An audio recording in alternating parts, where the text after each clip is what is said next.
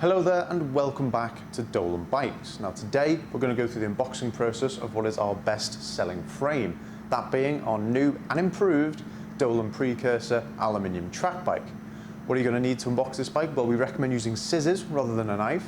You're going to need a 15mm spanner, a 4mm Allen key, and although not compulsory, we do suggest using a torque wrench as well.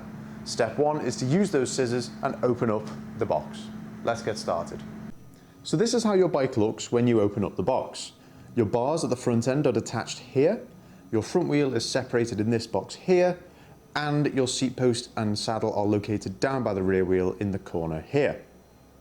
You can start with any part you like, but today we're going to start with the seat post. So fitting your seat post is a fairly self-explanatory process. You're of course going to grab it from the bottom of the box there, take your 4mm Allen key, make sure the clamp's loosened off here, insert the post into the seat tube, then once you've got your preferred height, you're going to tighten up the clamp again using your Allen key. Once it's secured, you're then going to finish it off by tightening up to 6 Nm with your torque wrench. And then once you've done that, you're now ready to take the bike out of the box. So once the bike is out the box and you've taken the wrapping off and you don't have a bike stand, what we suggest doing is using that piece of foam that the forks came in inside the box, put the forks back into the foam, then lean the bike against a secure surface. Once you've done that, it is of course then time to fit our handlebars. You're going to need your 4mm Allen key for this to remove the stem bolts, put the bars in at your preferred angle, and then of course tighten them all back up again so the bars are secure in the frame. So once you've tightened up the bolts with your Allen key, it is then time to take our trusty torque wrench and tighten them all up to 6 Nm. Once you've done that, we can then now move on to the third and final part of our assembly process, that of course being fitting our front wheel.